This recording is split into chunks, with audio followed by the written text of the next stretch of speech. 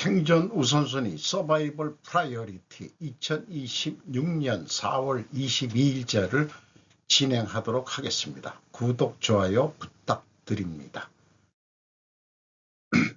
오늘의 편집 내용입니다.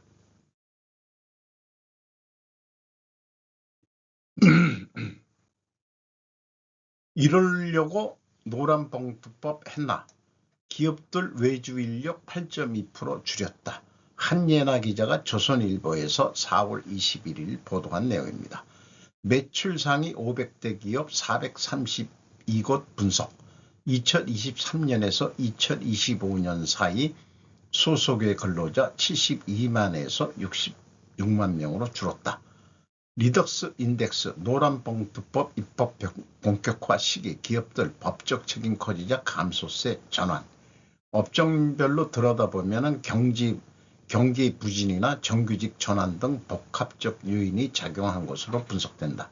업종별로는 건설 건자재 마이너스 23.4%, 석유화학 34.8%, 2차전지 33.5%, 철강 11.6% 순으로 감소폭이 컸다.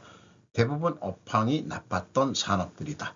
리더스 인덱스는 다만 그 3년 사이에 노란봉투법 입법 과정이 본격적으로 이어진 시기라며 기업 입장에서 소속의 근로자에 대한 법적 책임이 커졌고 제도 변화 논의와 맞물린 시기에 소속의 근로자의 규모가 감소세로 전환됐다고 주장했다.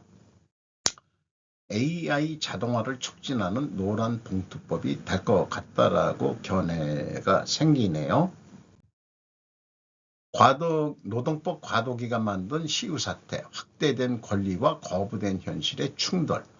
조규호, 강영훈 기자가 머니투데이에서 노동법 후폭풍 물류망 타격 1번째 시리즈 뉴스를 냈습니다.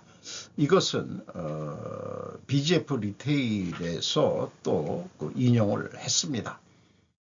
전부 다 읽기보다는 이번 이 분규가 경남 진주센터에서 농성을 벌였다는 건데 화물연대가 그 물류에서 일하는 직원들하고 같이 했겠죠. 그래서 주 70시간 노동 철폐 이런 게 있네요. 원청인 BGF 리테일과의 직접 교섭을 요구하는 그런 것이 뉴스에 나왔습니다. 제가 이런 표현을 해봅니다. 기업의 담합행위, 시유의 경우 생산 판매 물류를 개별 독립회사로서 비유를 해봅니다. 대에서 철퇴를 가하는 정부가 노동계에서만 노란봉투법으로 단합행위를 인정하는 것은 국가의 생존에 반하는 반란행위가 되었다. 소비 민생을 위한 국가의 주인을 개무시하는 이 정권 아니냐. 모순이 된다 이거죠. 제 얘기는 어떤 형평성이 있어야 되는데 노동부 장관이 가봐야 뭘 했느냐 이런 얘기를 해볼 수 있겠고요. 중앙노동위원회 노동법에 모태가 된 것은 원청인 CJ 대한통운이 택배기사들의 단체 교섭 요구에 응해야 한다고 결정했던 그런 대법원의 판례를 통해서 노란봉투법이 만들어진 거죠. 그래서 박지순 고려대 법학전문대학원 교수는 화물연대가 노동위원회에 이의 신청 자체를 하지 않았으므로 해당 사안을 노란봉투법과 직접 연결짓는 것은 적절치 않다. 이렇게 또 빼고 있습니다. 노동부는 노동지청을 통해 양측을 중재해 왔으나 화물연대가 법내 노조가 아니어서 정식 교섭 절차를 받기 어려웠다고 토로했다. 과도기 전 혼돈이 부른 참사다. 새로운 법 질서가 현장에 연착륙하기까지 노사정 모두 정교한 해법 마련이 절실한 시점이라고 표현을 하고 있습니다. 볼모로 잡혔다. 피눈물 시유 가맹점주 집단 법적 대응 검토한다. 가맹점들이 장사가 안 되니까 대응 검토를 한다. 이용성 서울경제 4월 21일 변호사 선임 대응 수위 끌어올린다. 화물연대 대상 손해 청구도 검토한다. 시유 물류 파업 적법성 논란 확산 절차 방식 모두 위법 소지. 하수민 뉴음식 머니투데이에서 두 번째 시리즈로 노동법 폭풍 물류망 타격이라고 물류 파업 적법성 논란이 지금 있다. 이렇게 비대응 관계, 대립 관계를 표현하고 있습니다. 미국이 담합을 테러로 간주하는 이유, 어저께 방송한 것을 다시 인용하는데 이게 좀 맞아떨어지고 제가 그거로 비유를 해봅니다. 샤만 안티트러스트 액트법에 의해서 담합행위를 중재로 다루고 미국이 있는데 건국 자체가 자유거래를 위해 독립전쟁까지 한 나라이기 때문이다. 그런 정신을 가지고 있는 미국이니까 확대해서 해석하면은 오펙의 석유 단합은 그래서 제거되어야 하는 논리가 나온다. 반대의 경우 세계시장 결혼이 되는 중국의 덤핑도 마찬가지다. 한국의 노란 봉투법도 담합행위나 마찬가지다. 기업은 담합으로 옥죄면서 노동계는 그 반대로 단합을 조장시키는 사회주의 정권이다라고 제가 정의를 해보고 싶네요. 그래서 이렇게 비유를 해봅니다. 판매, 물류, 생산 이런 세 가지가 있어야 됩니다. 기업을 경영하는 데는. 그래서 BGF 리테일은 판매가 위에 있고 로지스를 밑으로 뒀고 푸드를 생산을 또 밑으로 뒀습니다. 그래서 기업의 규모가 커져서 생산, 판매, 물류를 각각의 회사로 독립시켜서 운영한다면 각자가 멋대로 행동해서는 안 되고 통일된 경영 방침으로 경영을 해도 생존의 위협이 당하는 시대이다. 이만큼 경쟁이 치열한 그런 시대에 그걸 담합이라고 규정할 수 있는가? 담합은 공정거래법 위반이고 노동의 단합은 별도의 특검법을 만들어주는 나라. 우리나라 좋은 나라, 나쁜 나라냐? 그래서 이런 비유 현대차 분들은 기분이 언짢으시겠지만 리테일하고 우리하고 어떻게 비교하냐? 제가 봐서는 지금 자본 그 상호 출자 구조를 보면은 현대모비스와 현대그룹스가 실질적인 지배기업이라고 보여집니다. 그래서 그 밑에 생산을 하고 현대차하고 기아는 생산과 판매를 분리를 안 하고 있죠. 그렇게 하고 있습니다. 그래서 실질적으로는 개별임금 인상과 성과금 인상 요구는 각각의 노조가 하고 있는 게 현대차 그룹이죠. 상호 순환 출자 같은 지배구조. 그래서 조금 상호 출자를 공정법원에서 좀 눈여겨보고 있는 거지만은 지금 이런 상황을 보면은 괜찮은 지배구조 같습니다. 노란 봉투법을 대응하는데 각계 전투로 격파를 해야 되는 거죠. 트럼프식의 개별 협상이 더 효과적인 거죠. 그래서 이런 생각까지 해보게 됩니다. 제약이론 경영 이론이기도 합니다만은 이렇게 집중개선 5단계라는 것을 배웠습니다. 이것을 그 리테일 업계에 적용하는 용어로 좀 제가 얘기를 해보겠습니다. 첫 번째, 재고 관리는 항상 제약이다. 물리적 한계가 있다. 기업한테는 시장 제약이 있고 자원 제약이 있고 공급자 제약이 다 관련됩니다. 재고 관리에는. 그래서 재고의 최소화라는 목표는 재고 회전율 상승 목표 설정을 해라. 세 번째, 종속 이론인데요. 생산 관리와 판매 관리는 재고 회전율 상승에 종속되어야 한다. 물류 그 다음에 그래가지고 어느 정도 해결이 되면은 물류 자동화에 투자한다. 중앙창고를 설정하고 지방창고는 최소화해라. 경쟁업체 수준 인건비 인상도 병행해라. 그리고 다시 제약으로 다른 제약을 찾아라. 아마 영원히 해결할 수 없는 제약이기 때문에 계속해서 모니터링하는 재고를 모니터링해서 관리를 해야 될 것입니다. 제가 CEO한테 이렇게 추천을 하고 싶네요. 미국, 한국의 중국 기술 의존도 및 규제 장벽 경고. 박재혁 코리아타임즈. 워싱턴 관계자 암참 세미나에서 신뢰할 수 있는 파트너와 투명한 시스템 선택을 촉구했다.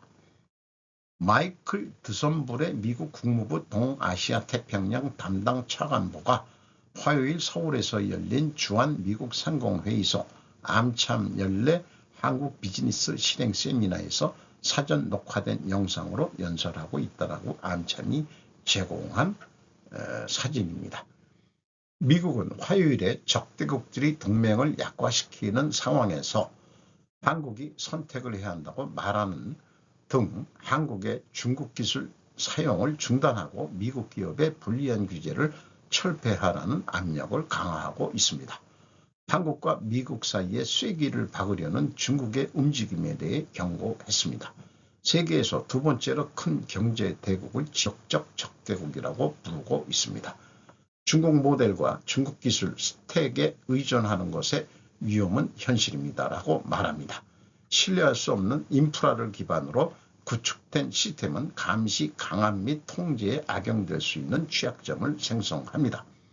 그는 수출 통제, 투자 심사 메커니즘, 공급자 물류 이니셔티브의 필요성을 강조하며 이를 보호하기 위한 조치가 아닌 공동 번영과 가치를 보호하는 데 필수 도구라고 설명했습니다.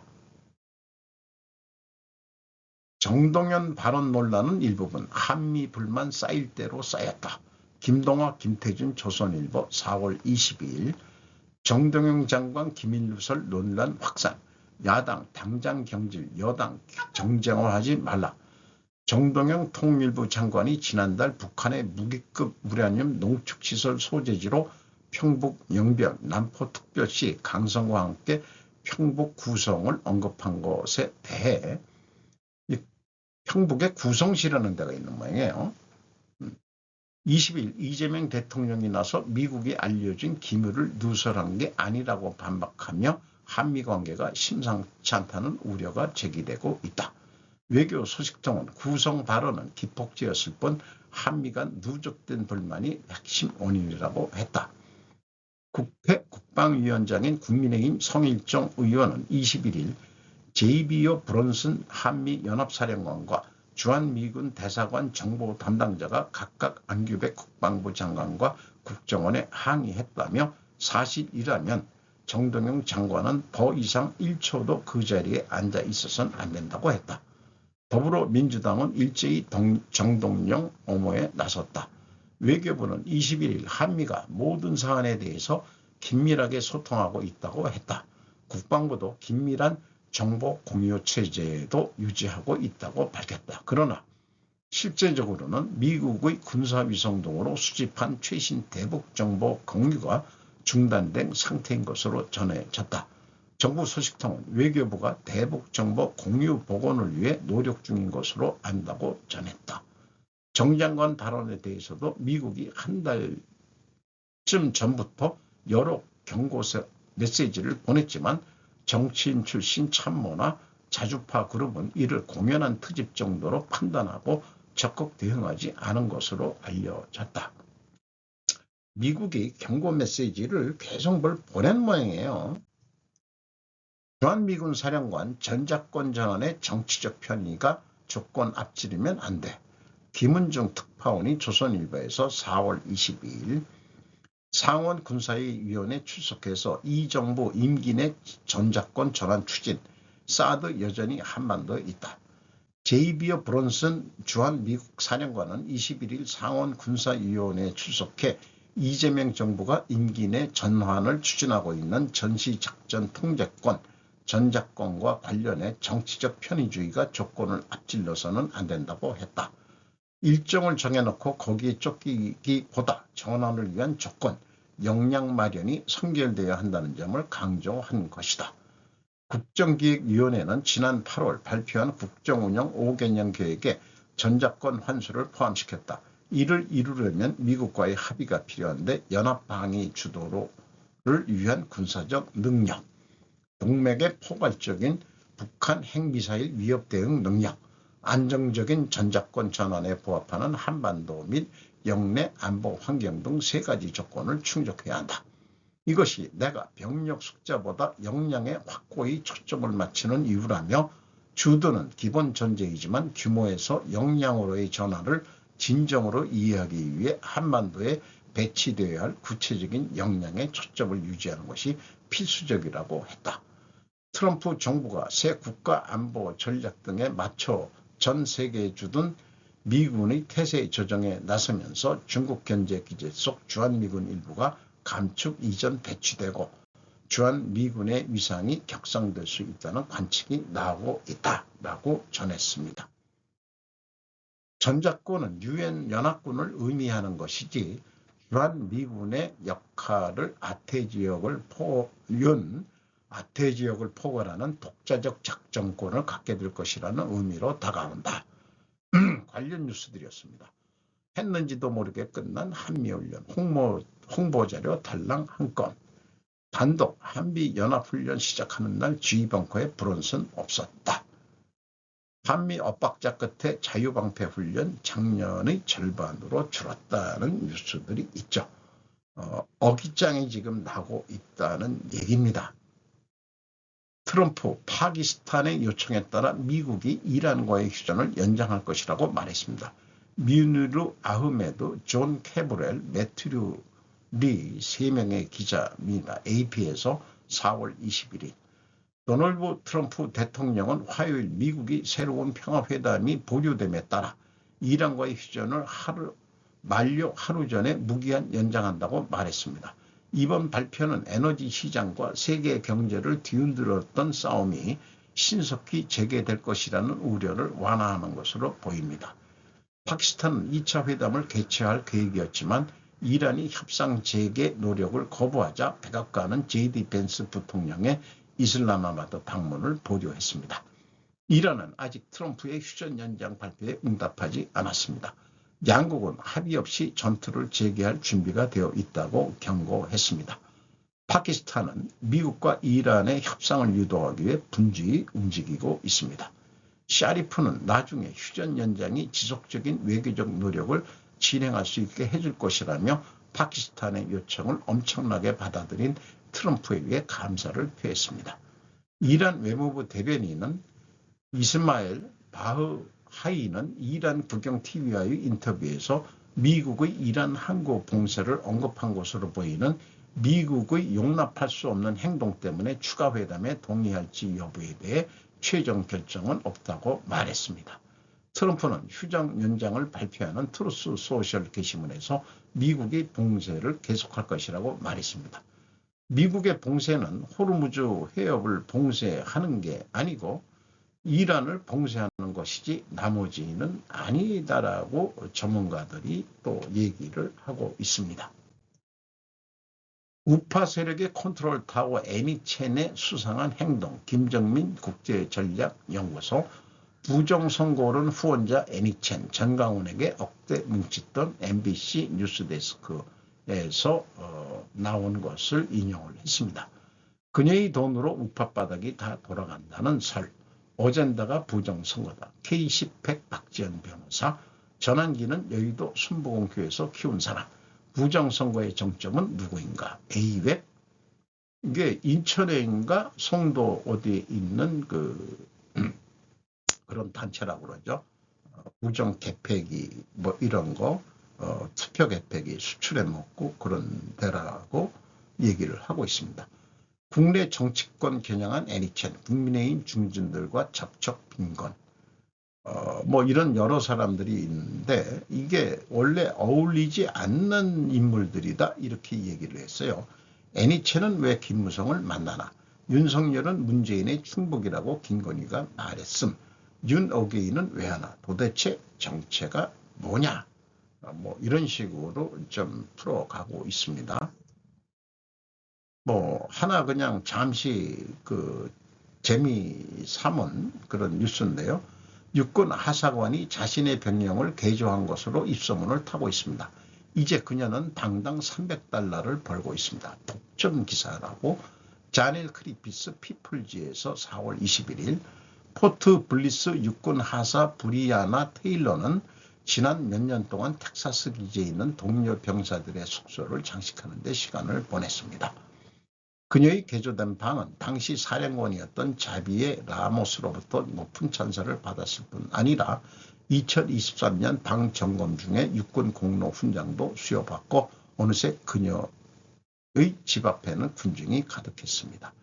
원래 이런 막사 병영인데 이렇게 자기 방을 여성스럽게 꾸민 건지 좀 이렇게 꾸몄다 이게요. 카펫도 깔고 이게 군대에서 돈을 들인 게 아니고 지 월급으로 한 모양이죠.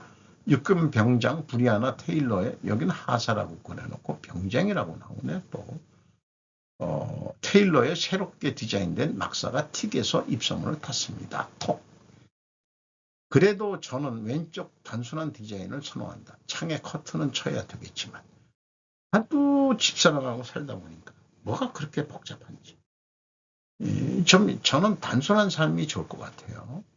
군인도 좀 단순해야지 이렇게 무슨 이게 군인의 정신이 이게 있는 건지 못 저는 조금 갸웃한 생각을 듭니다. 이 전투에 좀 나가 보셔야 될 것 같아.